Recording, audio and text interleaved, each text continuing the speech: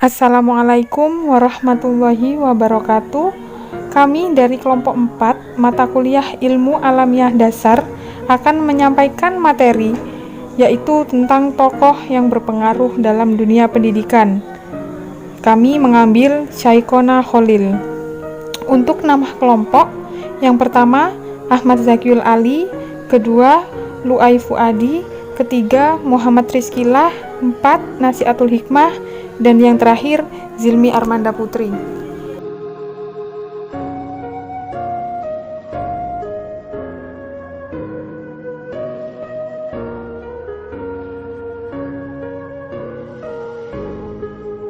Al-Alim Al-Alamah Asy-Syaikh Haji Muhammad Khalil bin Abdul Latif Basyaiban Al-Bangkalani Al-Maduri Al-Jawi Asy-Syafi'i atau lebih dikenal dengan nama Syekhona Khalil atau Syekh Khalil, lahir di Bangkalan pada tahun 1820 dan meninggal di Marjasah, Bangkalan pada tahun 1925 pada usia antara 104 sampai 105. Adalah seorang ulama karismatik dari Pulau Madura, Provinsi Jawa Timur, Indonesia. Di masyarakat santri, Syekhona Khalil juga dikenal sebagai waliullah, seperti cerita Wali Songo. Banyak cerita kelebihan di luar akal atau karomah Syekh Khalil terkisah dari lisan ke lisan, terutama di lingkungan masyarakat Madura. Syekh Khalil Al-Bangkalani berasal dari keluarga ulama. Ayahnya, Kiai Haji Abdul Latif, mempunyai pertalian darah dengan Sunan Gunung Jati. Ayah Abdul Latif adalah Kiai Hamim, putra dari Kiai Abdul Karim bin Kiai Muharram bin Kiai Asror Karomah bin Kiai Abdullah bin Sayyid Sulaiman Basyaiban. Sayyid Sulaiman inilah yang merupakan cucu dari Sunan Gunung Jati dari pihak ibu. Pada usia 24 tahun, Syekh Khalil menikahi Nyai Asyik, putri Lodra Putih.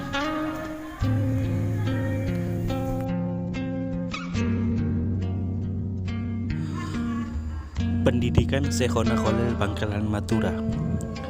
Syekhona Khalil dididik dengan sangat ketat oleh ayahnya. Mbah Khalil kecil memiliki keistimewaan yang haus akan ilmu, terutama ilmu fikih dan nahwu. Bahkan ia sudah hafal dengan baik 1002 bait Nazm Alfiyah Ibnu Malik sejak usia muda.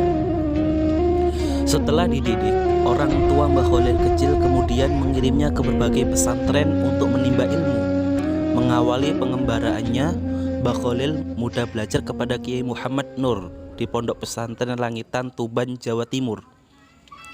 Dari Langitan, ia pindah ke Pondok Pesantren Jangaan, Bangil, Pasuruan.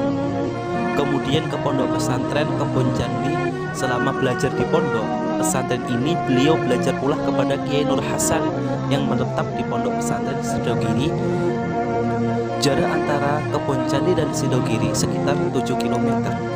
Tetapi untuk mendapatkan ilmu, Mbah Khalil muda rela melakoni perjalanan yang terbilang lumayan jauh itu setiap harinya. Di setiap perjalanannya dari Kebon Candi ke Sidogiri, ia tak pernah lupa membaca surat Yasin. Ini dilakukannya hingga ia dalam perjalanannya itu khatam berkali-kali.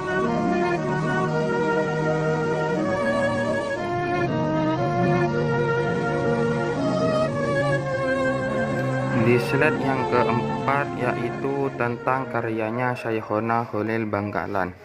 Sesuai namanya, kitab Al-Matnu Syarif Al-Mulaqab bin Fathil Latif ini merupakan kitab matan atau inti yang berbicara mengenai fundamen dasar hukum Islam atau ilmu fikih.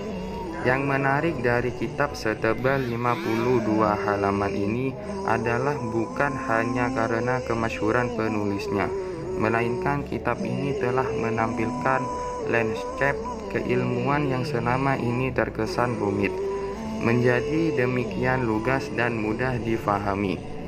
Adapun karya-karya lainnya yaitu Syekhona Khalil Bangkalan pernah menulis 14 kitab. Yang pertama yaitu kitab Risalah Fikih Al-Ibadat. Yang kedua Risalah Isti'dadul Maut. Yang ketiga, Takrirat Alfiyah Ibnu Maliki yang biasanya dihafalkan di kalangan pesantren, yaitu sekitar 1002 bait. Yang keempat yaitu kitab Takrirat Nadzam Nuzhatut Tullab fi Qawaidil I'rab. Yang kelima, Nazham Jauharatul Iyan li Ahlil Irfan. Yang keenam, Nazham Maqsud fi Ashraf. Yang ketujuh, Risalah Khutbah. Yang kedelapan, Mat al-Ajurumiyah. Yang kesembilan, Al-Bina. Yang kesepuluh, Tashrif al-Izzi. Yang kesebelas, Maulid Hubbi li Sayyidina Muhammad sallallahu alaihi wasallam. Yang ke-12, Maulid Barzanji. Yang ke-13, Al-Awamil. Yang ke-14 yaitu terjemah Al-Quran Al-Karim.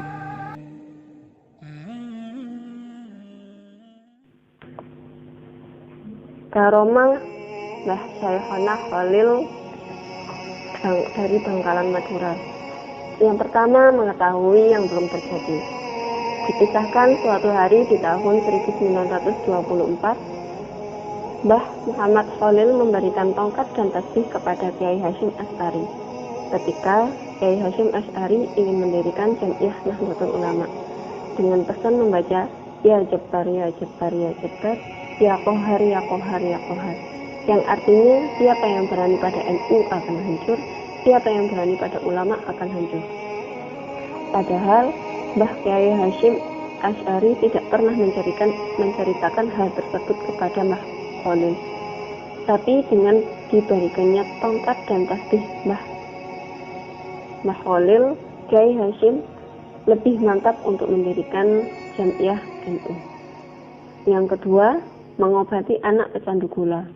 Dikisahkan oleh Kiai Haji Abdullah Syamsul Arifin, terdapat seorang anak dengan kelainan mengonsumsi gula berlebih. Dan akhirnya ayahnya sowan ke Kiai Mbah Khalil dan mengeluhkan anaknya tersebut. Mbah Khalil hanya menjawab permohonan si ayah dengan menyuruhnya datang seminggu kemudian. Selama seminggu, si anak semakin menjadi mengonsumsi gula. Setelah seminggu berlalu, ayah kembali sowan ke Mbah Khalil dan anak tersebut berhenti total mengonsumsi gula. Konon, selama seminggu Mbah Khalil bersirakat, tidak makan dan minum yang berbahan dasar gula. Pesannya hanya sederhana, jika ingin menyuruh sesuatu terhadap orang lain, maka yang bersangkutan dahululah yang memberikan contoh. Untuk karomah Mbah Khalil yang ketiga adalah membelah diri. Pernah ada peristiwa aneh saat beliau mengajar di pesantren. Saat berceramah, Mbah Khalil melakukan sesuatu yang tak bisa dilihat oleh mata. Tiba-tiba baju dan sarung beliau basah kuyup. Cerita dari Kiai Haji Ozi. Para santri heran, sedangkan beliau cuek dan langsung masuk ke dalam rumah dan ganti baju. Namun teka-teki tersebut terjawab 1 bulan kemudian. Ada seorang nelayan sowan kepada Mbah Khalil. Dia mengucapkan terima kasih karena saat perahunya pecah di tengah laut langsung ditolong oleh Mbah Khalil. Untuk karomah yang keempat, yaitu menyembuhkan orang lumpuh seketika.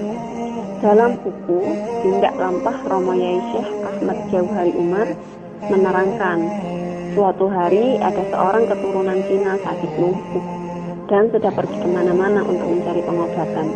Hingga kemudian ia pergi ke Madura, sowan ke Mbah Khalil di Bangkalan untuk berobat. Ia dibawa menggunakan tandu. Di tengah perjalanan ia bertemu dengan seseorang yang dibopong karena kakinya sakit. Lalu kedua orang tersebut menuju ke rumah Mbah Yai Khalil. Kira-kira kurang lebih 20 meter dari rumah Mbah Khalil, muncullah Mbah Khalil dari dalam rumahnya dengan membawa pedang.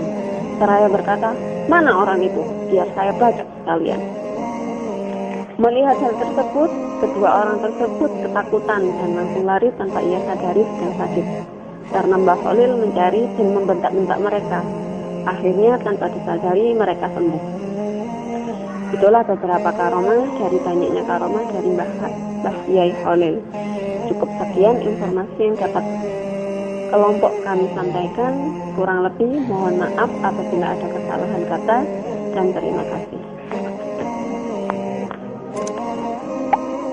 Wassalamualaikum warahmatullahi wabarakatuh.